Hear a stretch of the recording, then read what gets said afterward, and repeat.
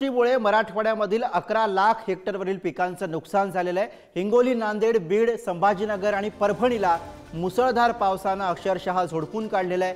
नांदेड जिल्ह्यामध्ये सर्वाधिक 3,34,000 हेक्टरवरील पिकं ही भुईसपाट झालेली आहेत। परभणीमध्ये 2,87,000 हेक्टर तर हिंगोली जिल्ह्यामध्ये 2,58,000 हेक्टरवरील पिकांना याचा फटका बसलेला आहे। हिंगोली, नांदेड, बीड, संभाजीनगर मुसळधारेने झोडपून निघालेला आहे। त्यानंतरची परिस्थिती आपण बघतोय।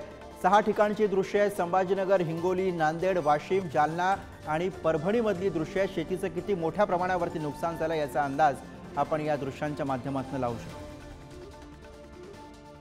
एकूणच सगळ्या मराठवाड्याला पावसाने झोडपून काढलेलं आहे। मागच्या काही दिवसांपासून जोरदार अतिवृष्टीचा फटका हा या सगळ्या भागाला बसलेला असेल। मग संभाजीनगर आहे, हिंगोली आहे, नांदेड आहे, वाशिम किंवा जालना किंवा मग परभणी, सगळ्याच ठिकाणी आपल्याला मोठं नुकसान पाहायला मिळतं।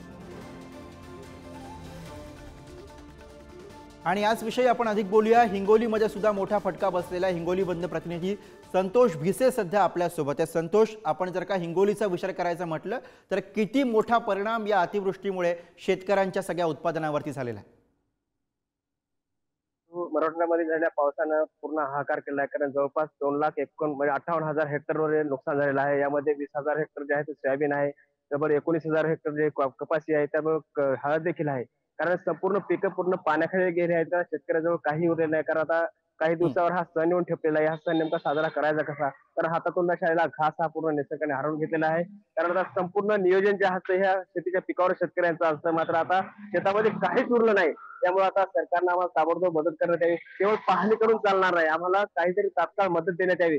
हळदीचं पीक हे पीक विम्यामध्ये बसत नाही, कारण हळद पूर्णतः खरडून गेलेली आहे आणि हळद पूर्ण उघडे पडलेली होते। हळद पूर्ण उभा राहू शकत नाही, त्यामुळे हे पीक विम्यामध्ये बसत नाही पीक। मात्र तरी देखील याची देखील पंचनामे करून आम्हाला तात्काळ मदत देण्यात यावी अशी मागणी आता शेतकऱ्यांनी केली जाते। कारण शेतकऱ्याजवळ काहीच उरलं नाही। कारण आता या 2 दिवसाच्या पावसामुळे पूर्णतः हाहाकार झालेला आहे। कारण घरामध्ये असलेले अन्न धान्य संपूर्ण कपडे नते पूर्ण वाहून गेले। आता अनेक नेते मंडळी भेटी देत आहेत, मात्र भेटी देऊन चालणार नाही। आम्हाला सरकारनं तात्काळ मदत करावी अशीच आस आता या शेतकऱ्यांनी घेऊन बसलेली आहे। बरोबर आहे। फक्त भेटी देऊ नका तर तत्काळ मदत करा अशी मागणी, अशी अपेक्षा आता शेतकरी लावून बसतोय आणि त्या अर्थातच सरकारकडे सगळ्या नजरा आहेत। थेट जाऊयात वाशिममध्ये। वाशिम बंद प्रतिनिधी देवानंद इंगोले सध्या आपल्या सोबत आहेत। देवानंद इंगोले, आत्ता सध्या वाशिम बद्दल बोलायचं तर नेमकी काय परिस्थिती आपल्याला ग्राउंडवरती जाणवते? शेतकऱ्यांसमोर काय आव्हान आहेत, काय प्रश्न दिसत आहेत? गुरु, वाशिम जिल्ह्यात सुद्धा मोठ्या प्रमाणात पाऊस आलेला आहे आणि त्यामुळे पुराचं जे पाणी आहे ते शेतात शिरले आणि त्यातून शेतीचं मोठ्या प्रमाणात नुकसान झाल्याचं पाहायला मिळालेलं आहे। आज जी प्राथमिक आकडेवारी प्रशासनाने जारी केलेली आहे त्या आकडेवारीनुसार तब्बल 355 हेक्टर जी जमीन आहे ती पाण्याखाली गेलेली आहे। त्यातील 50 ते 55 हेक्टर जमीन अक्षरशः खरडून गेलेली आहे।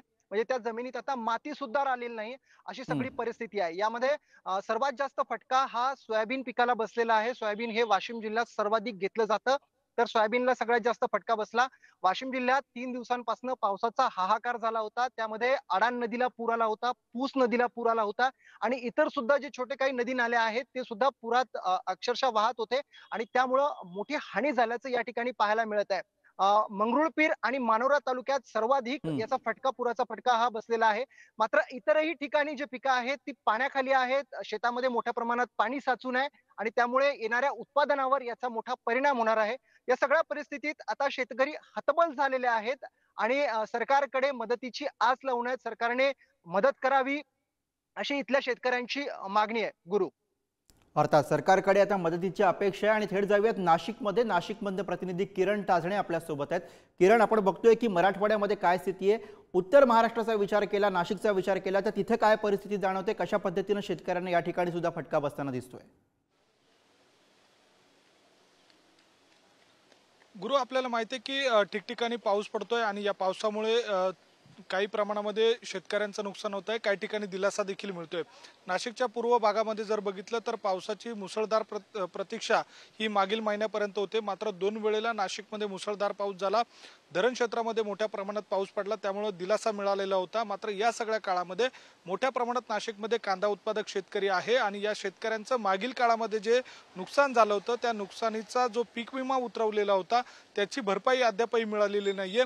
यामध्ये काही दिवसांपूर्वीच पुढारी न्यूजने उघडकीस आणलेला जो घोटाळा होता, ज्यामध्ये लागवड कमी आणि पीक विमा जास्त दाखवण्यात आलेला होता, तो उतरावला जास्त गेलेला होता आणि या सगळ्या दरम्यान चौकशीच्या फेऱ्यात अडकलेल्या या पीक विम्यामुळे शेतकरी वंचित राहिलेले आहेत। इतर पिकांना ज्या पद्धतीने भरपाई मिळते त्यामध्ये कांद्याला भरपाई मिळत नाहीये, त्यामुळे शेतकऱ्यांमध्ये नाराजी आहे आणि या सगळ्या काळामध्ये हा चौकशीचा फेरा संपून ज्या शेतकऱ्यांनी पीक विमा उतरवलेला होता त्यांना मदत मिळावी अशा स्वरूपाची अपेक्षा आता कांदा उत्पादक शेतकऱ्यांकडून व्यक्त केली जाते आणि यामध्ये जे दोषी आहेत त्यांच्यावर कठोर कारवाई व्हावी अशा स्वरूपाची मागणी कांदा उत्पादक शेतकरी संघटनांकडून देखील केली जाते। गुरु, बरोबर आहे, धन्यवाद किरण या सगळ्या सविस्तर माहितीसाठी। तर एकूणच महाराष्ट्रामधलं काय चित्र आहे हे सांगणारी ही दृश्य आपण आता बघत होतो।